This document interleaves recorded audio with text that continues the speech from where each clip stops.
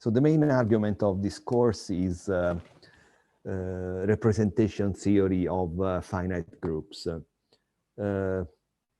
Roughly, this means the following. Groups nowadays are defined axiomatically. So certain non-empty sets with a preferred element called 1 and satisfying certain axioms. But originally, groups are born as group of permutations, so as groups of functions, as for instance in Galois theory. So for Galois groups were groups of permutations of the roots of a certain polynomial equation. The representation theory of groups as in a sense goes back in time, because you start with a G, which is an abstract group. And so a group given by the usual axioms, but you want to realize this group as a group, not exactly of permutations, but a group as of invertible matrices. So you consider GL and C. These are of course the complex number. So let's say group of, yes, okay, let's say of invertible n times n matrices. And we will define officially a representation, a linear representation of these groups as of G as a homomorphism. So, I mean, I'll repeat the definition when we get there, but ρ is a linear representation. So let's say a homomorphism, or I will simply say morphism of groups.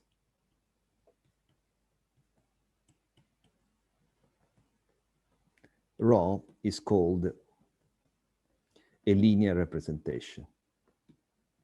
This is just an introduction. I'll repeat this officially in the next lectures. A linear representation of G, or simply a representation, because you could have representation of groups via permutations, and then you call it a permutation representation. But most of the time, we will have linear representation. There is morphism from a group G to a group of matrices. Of course, n could be variable. So as you see, speaking very roughly, to describe such a representation, you would need how many functions from G to the complex numbers. You would need n square functions from G to C, because I mean, you have to describe the n square entries of an n by n matrix, okay? So apparently this requires this thing. But it's a great idea of Frobenius that a representation, meaning a linear representation, is completely determined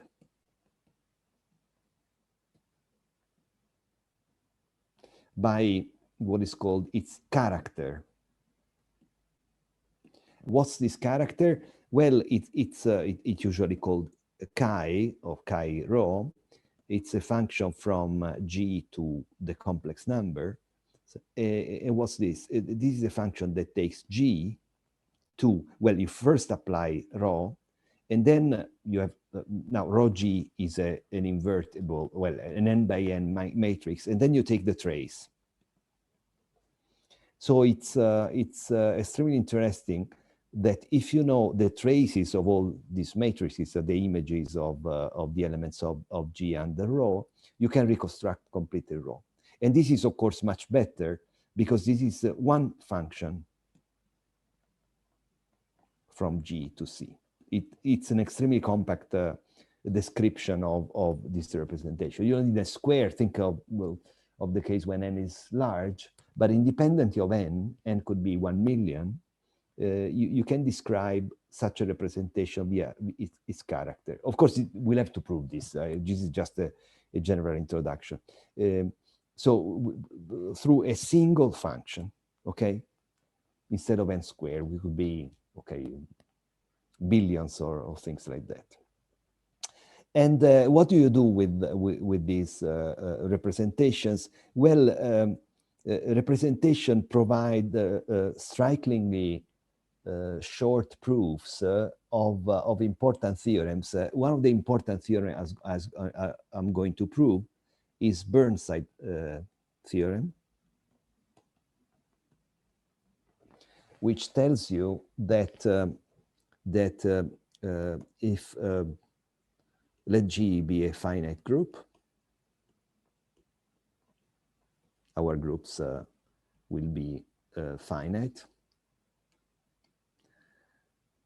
A finite group, if the order of G is divisible by at most two distinct primes, then G is soluble. Depending on who's speaking, you may hear the term soluble or solvable. That's British, that's American. This is usually called PAQB theorem because it concerns group G, whose order has the form a power of a prime P times a power of a prime Q. This is an interesting story because, as you will see, of course, you will need to develop the representation theory and character theory of finite groups before we get there. I mean, we get there more or less at the end of the course. But then the proof is surprisingly short, and it appeals also to some number theory, like algebraic integers. And for decades, I mean, this proof, I think, goes back to the end of the 19th century. And Burnside wrote the first real treatise in group theory, which has been extremely influential for decades. And until recently, until something like 20 or 30 years ago, the only known proof of this fact was character theoretic. That is, to prove this, you need to appeal to this representation. Only recently, relatively recently, say 20 years or so, a proof, a character-free proof was developed, and still it's a very involved proof. It's very long and not as nice as that provided by character. So this is one of the things that convince people that characters provide certain advantages in proving theorems. So since this is one of the results we are going to prove, I will start the theorem, the course, just a second, not by officially defined representation, but by speaking of soluble groups, okay? And I'll actually do something more general than that. So the first thing I'm going to describe, this is chapter 2, section 2.2, is omega groups and omega series. So let's start actually by a series. So let G be a group. Most of the time groups will be finite, but in this case I can simply say a group. A series in G will be a sequence of distinct subgroups, each normal in the next. So, and the series, I'm not writing this in words, but it has to start with one. One is a short hand for the subgroup the subset consisting of only one. Okay, I'm used to this, so I will write this. But I mean, properly, it is the subset of G, a subgroup of G, the trivial subgroup, the one consists only of one. So you have several subgroups, okay? The last one will be G. So to be a series, it has to go from the trivial subgroup to the full subgroup, and each subgroup is normal in the next one, okay? So where, so let's start. So will be a sequence of distinct subgroups starting from 1 and getting up to G, with each subgroup normal in the next one.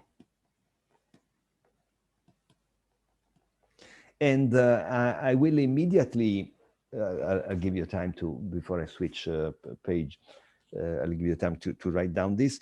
I'll give you an exercise. It's exercise 2.1.1. Well, actually, it's essentially worked out, but to prove that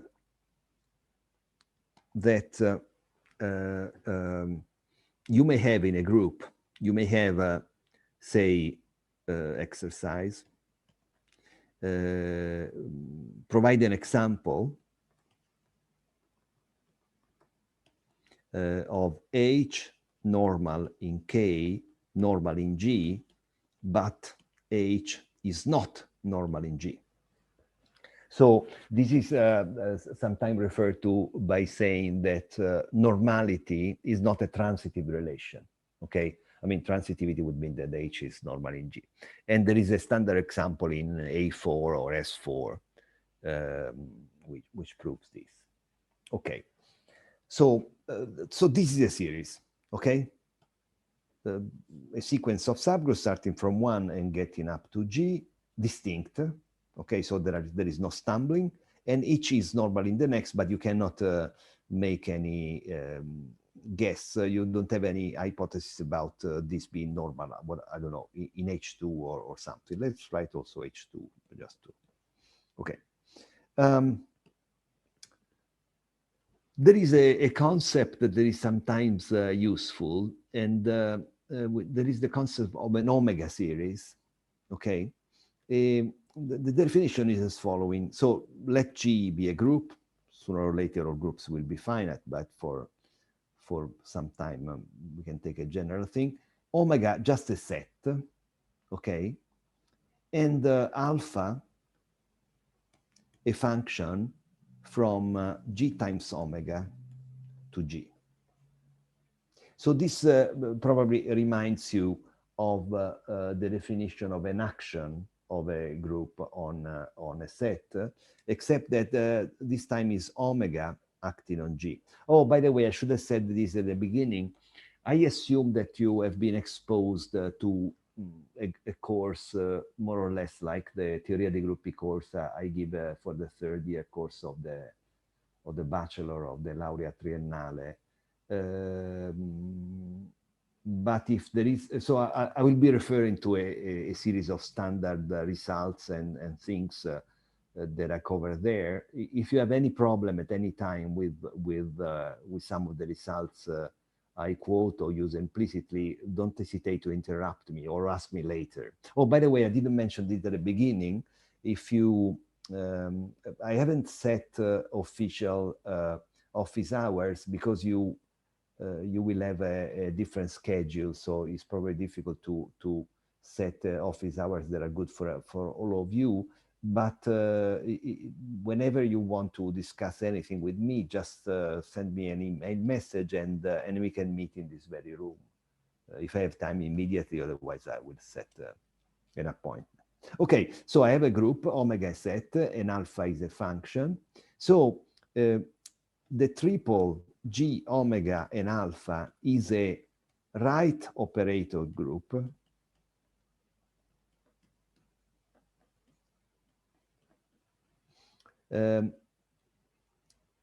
if for each omega in omega, the map okay, that takes an element G. So I fix an omega in small omega in lowercase omega in uppercase omega, and then I consider the map that takes G to the image under alpha of the pair G omega. I will have a better notation in a second. And so you see why write operator groups? Because I mean, well, okay, let's get back a second.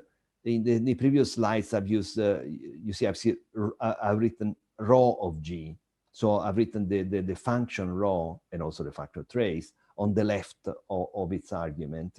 But in many situations like this, I'm writing the functions on the right, okay? So this is the image under alpha of the pair G omega. I mean, alpha, after all, goes from G times omega to G. Okay, so this is essentially, I'm doing what is called a carrying. I have fixed an omega, okay? So this is a function of two variables. If I fix one of the two variables, in this case, lowercase omega, then I get a function from G to G. This takes G to this element, and this has to be an endomorphism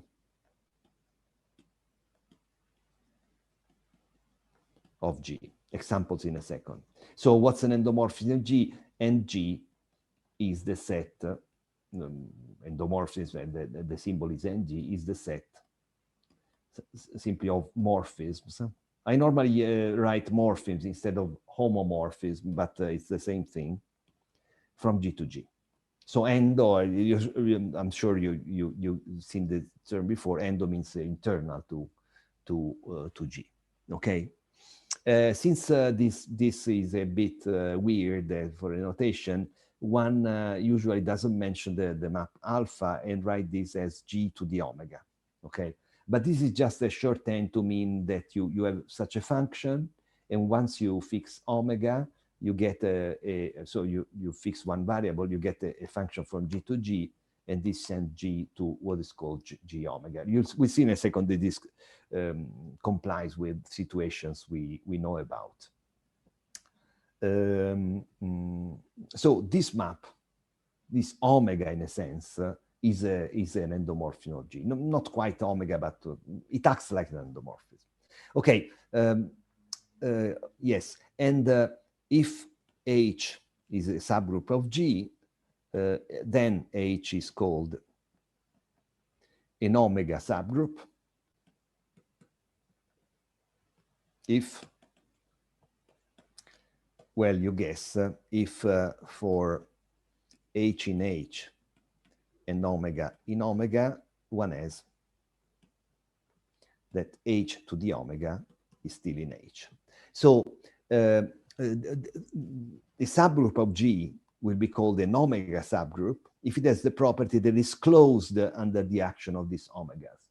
Okay, so you start with an element of H and apply, in this sense, an element on omega, and you get back to H.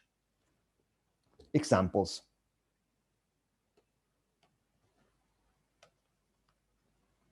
So this omega is just a set, so you may take omega to be the empty set, okay? And then, of course, this is, you don't have anything acting on G, so in this case, omega subgroups, in this particular case, when omega is the full, is the empty set, omega subgroups are just subgroups. The omega subgroups are just the subgroups of G. Okay, because we don't have anything acting on it. A more interesting example is when omega is the group of inner automorphisms of G.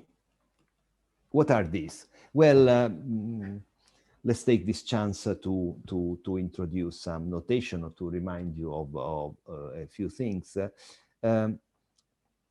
Well, we'll use in a second also OT G, and this is the group of automorphisms of G group under composition, under map composition. So automorphisms, this means endomorphisms that are bijective maps. Say invertible homomorphisms, endomorphisms.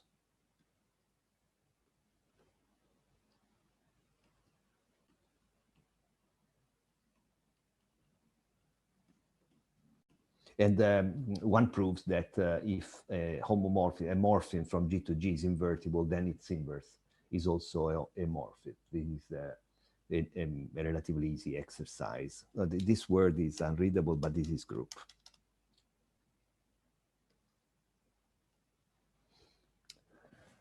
Good. So OG is the following, and then there is a function which I call iota from G to OG, which takes an element G to a certain map, which I'll describe with this symbol, is the map that takes X to what is usually, the shorthand is X to the G, and this is the conjugate of X under G, okay, conjugate.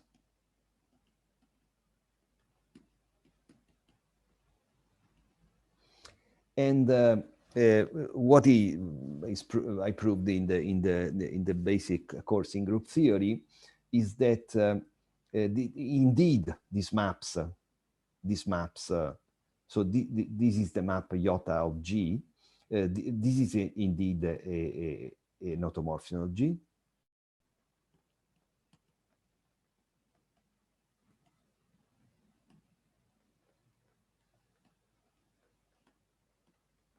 Okay, this map is an automorphism, and iota is a morphism of groups.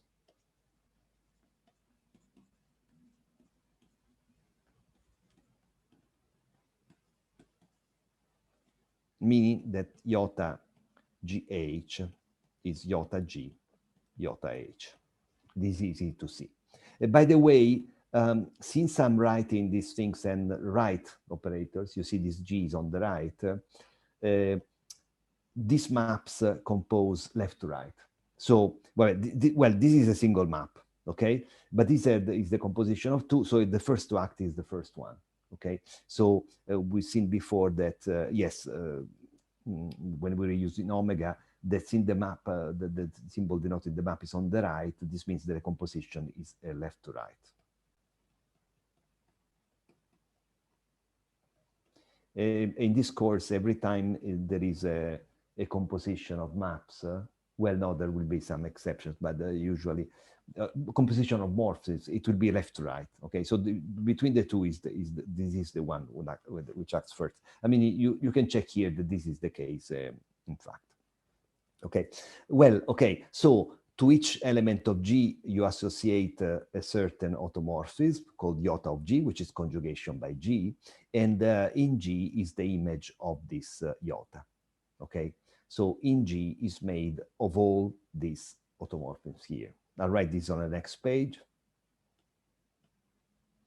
So in G is the image of G under iota.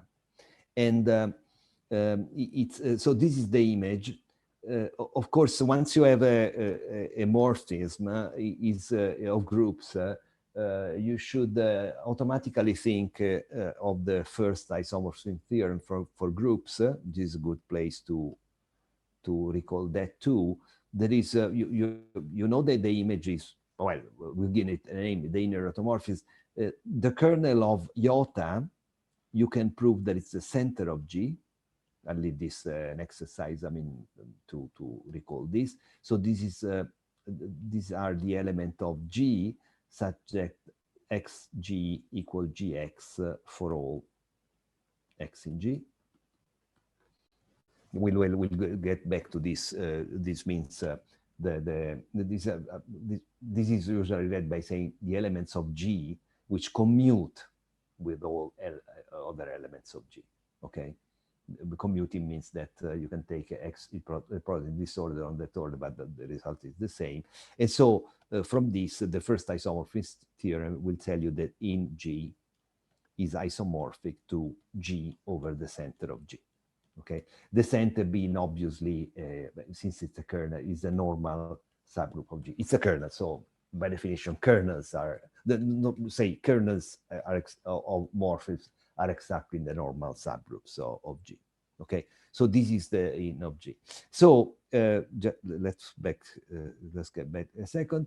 So if you consider omega to be in G, let's recall the definition of an omega subgroup. An omega subgroup is a subgroup that is invariant under the action of all elements of omega. But in this particular case, the elements of omega are the inner automorphisms. So an in G subgroup, okay, is a subgroup H, is simply a normal subgroup. It's the same thing as a normal subgroup of G. Because the definition, what's an in G subgroup? It means it's a subgroup of G such that for omega, say for all elements, let's first write in a general form. For omega in omega and H in H, we have that H omega is in H. But in this particular case, what are the elements of omega? This is omega, okay? This is the particular case when omega is the inner automorphisms. And so this means iota of, let's say, G, okay? And so here you want H to the iota of G to be in H. But what is the image of H under iota of G? Let's get back. Iota of G, or the image under iota of G, is the map that sends an element X, it's called H in our case, to its conjugate, okay, under G. And so this means G, simply G inverse HG, and you see this is exactly the definition of a normal subgroup, okay? Because with every element of H, in H, you have also its conjugates by any element of G, okay? Okay, so in this case, let's underline this. An in G subgroup is simply a normal subgroup, okay? And perhaps one more definition. And in, okay, no, well, okay, let's go to the next page to give this definition. So recall that a series, that was the very first definition in the course, is a sequence of distinct subgroups, each normal in the next. Okay, a series. Okay, let G be an omega group. So it means you have this omega acting on G as endomorphism. A series, so on,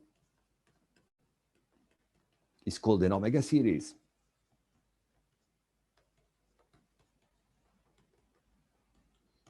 Guess what? If every HI is an omega subgroup.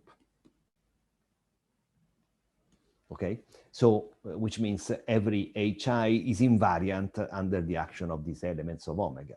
So an in-G series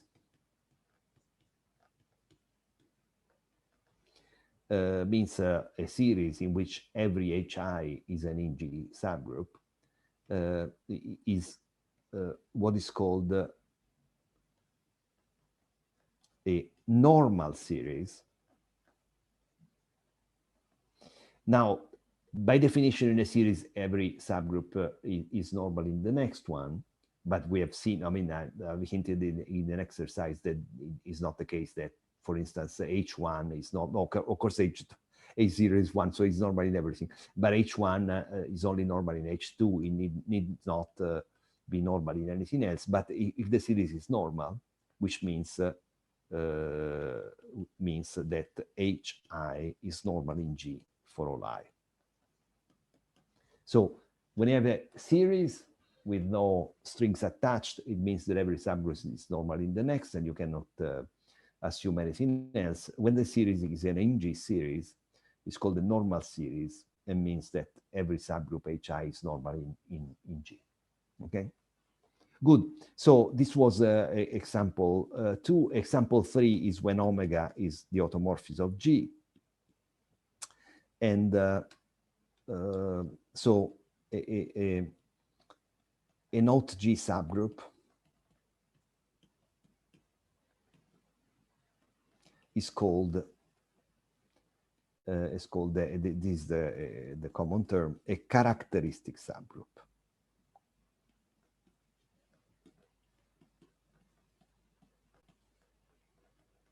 of G. Okay, so okay, what's an omega subgroup? Is a subgroup that is invariant under the elements of this set. In this case, the set is a group, but in general, it's a set. And so a characteristic subgroup means that that H beta is contained in H for all automorphisms B of G. This is simply the natural action of an automorphism on H. Okay, I mean you act with automorphisms on H, and they stay within. You stay within H.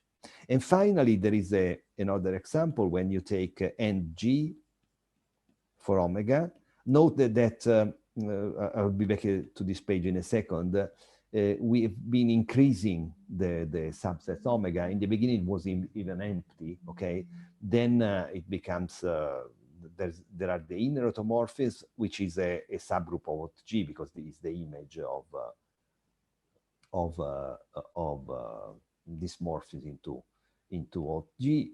Then you get something bigger because you have G, and finally you get NG. Cannot be bigger than that because the element of omega has to act as endomorphism, and the N and the G subgroup it satisfies the same thing. It's invariant under endomorphism. It's called a fully invariant. We probably won't need this too much. Subgroup of G.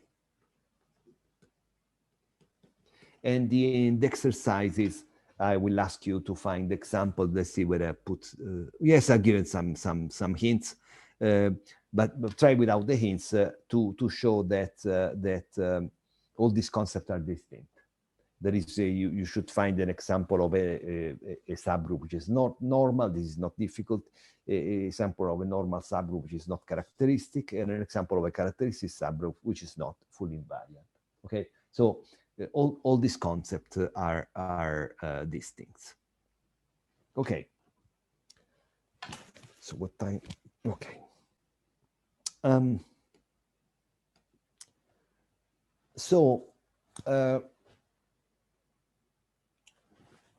Okay, consider, for instance, S4, okay? So the group of permutation on 4 letters.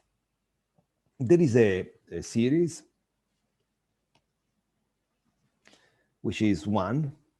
Okay, this is the trivial subgroup. And then you get this normal subgroup, which is generated by, okay, this is symbol for generated by these 2 permutations. Okay, explicitly, this is formed by 1, 1, 2, 3, 4, 1, 3, 2, 4, and their product, which is 1, 4, 2, 3. So this is formed by all the product of 2 disjoint 2 cycles, and this is a sub. Well, of course, this is normal anywhere. Okay, and this is normal in S4. Okay. So this is a series, because every subgroup is normal in the next. Then consider another series. And what's this? Well, you have 1, normally in same subgroup as before. So that I should make this slightly more angled.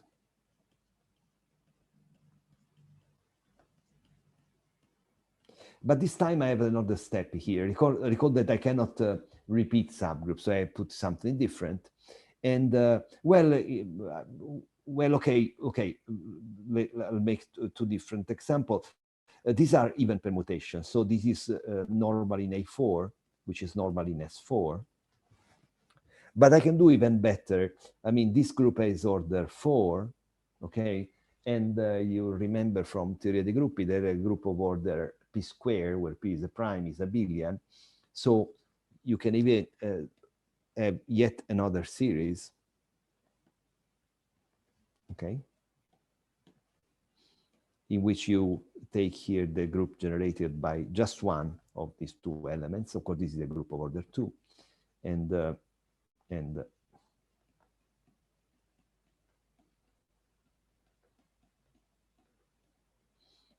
okay.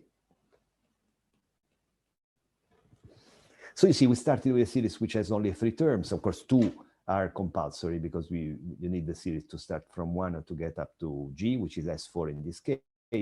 Then you have 4, and then you have 5 things. And so you say that every series we have here is a refinement of the previous one, okay?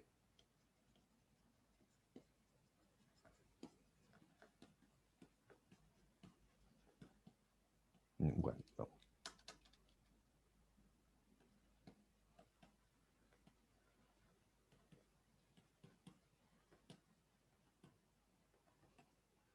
And the term should be obvious from this example, which means that that I obtain, for instance, this series by introducing more subgroups in the previous one. And here too, I have added this. But of course, this is a refinement of this one. I mean, the last one is the refinement of the first one because I have added 2 subgroups, 1 and here, meaning I have inserted more subgroups. Okay, so a refinement. So I started with this one. I could have started by from the very trivial one. This is the minimum possible series because I have to start from 1 and get to S4. If I want to spare effort, I simply take them and that's a series. And you see, I'm increasingly putting something in. And the point is that once you get to this point, you cannot refine this series further.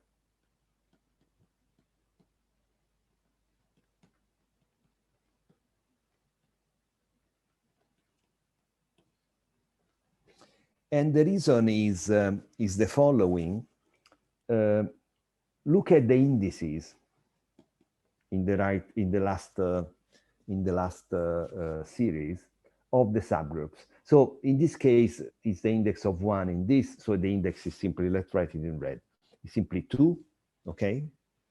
Because the group has order 2. This group has order 4. So the index here, put the index here, is still 2, okay? So we know that A4 has index 2 in S4. Okay, in general, AN is a subgroup, the alternating group, the group of even permutations is a subgroup of index 2 in SN. And since S4 is order 24, there aren't many choices. This has to be a 3, this index, okay?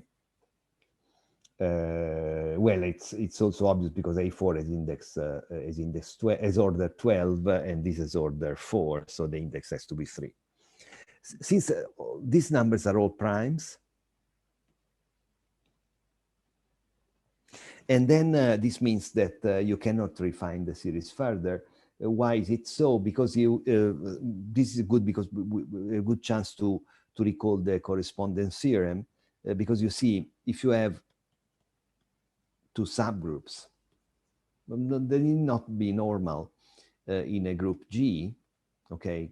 And the index of H in K is P a prime. No, well, okay. I don't even need the correspondence theorem, although I could have.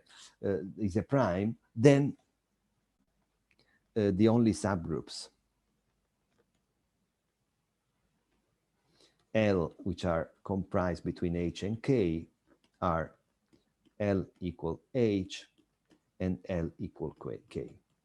So there is no properly intermediate subgroup between H and K. And the reason is very simple, because if you have a L here, then there is a simple extension of Lagrange's theorem. So it's not the third correspondence, although in that particular case I could have used it, which tells you that the big index of H in K, which is a prime, is the product of the two small indices. This is a simple, this comes from applying Lagrange's theorem twice, okay? H, and since this is a prime and this is a product to natural numbers, there aren't many possibilities, either 1 or P and 1.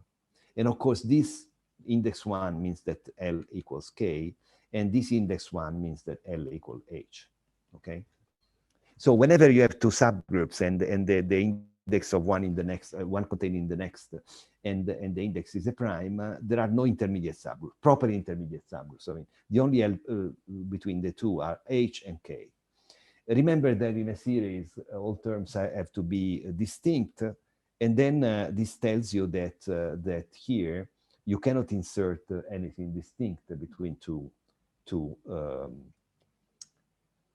of these subgroups, because all indices are prime, okay? So there is no way of inserting further subgroups, normal or not, between any two of this term. And then you say that a series is called a composition series if it does not admit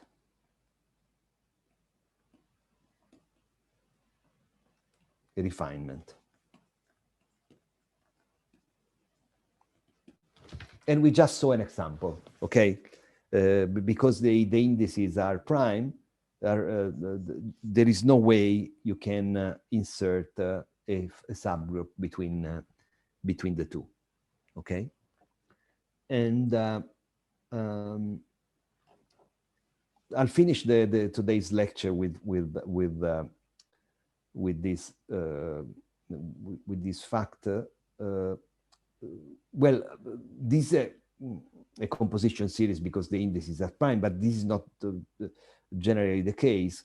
What's important is this, a series 1 equal H0, normal in, and so on.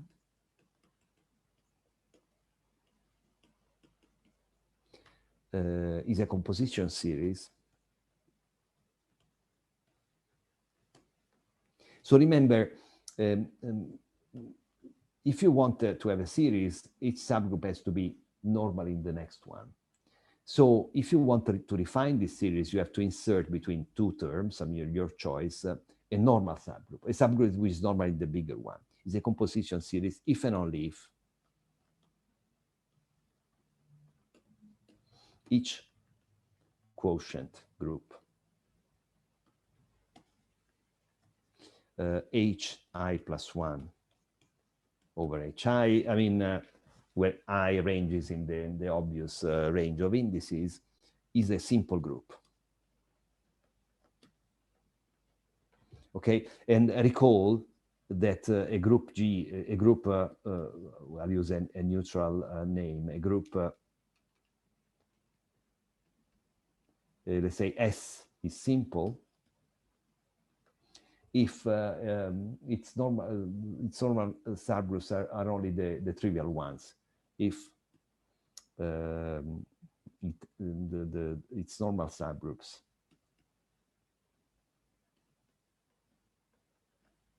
are just the one you must have in any way, 1 and S. Whatever group you take, the group consisting of only 1 is normal, and the whole group is normal in S. If there are no other normal subgroups, you say that the group is simple. Simple groups are important, but I'll mention this later well, okay, I'll discuss this tomorrow because I'm approaching the end of my time. Let me think what I want to say. I'll finish with this and then I'll go back to simple groups tomorrow. So why is it so? Because this time I'm using the third isomorphism theorem for groups, which means also called the correspondence theorem, because you see, because the normal part of this theorem, so the third isomorphism theorem tells you, it's usually the third part, that normal subgroups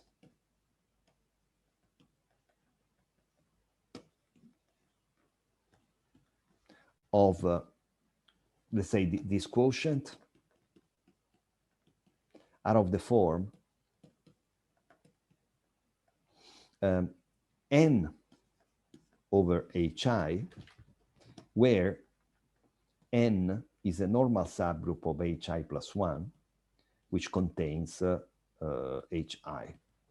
And then, of course, this is normal because hi is normal in hi plus 1, and then, of course, it's normal in n. And so I'll resume this and repeat this tomorrow. But you see, so the normal subgroup of this correspond to the normal subgroups you can put between hi and hi plus 1. So when this is a composition series, that is, you cannot insert any further normal subgroups, which means that the only n you can take here are hi or hi plus 1, which means that the normal subgroup of these are I mean, hi over hi, which is the trivial subgroup, or hi plus 1 over hi, which is the whole subgroup. But I've been quick here, so I'll resume from here tomorrow at 2:30 sharp.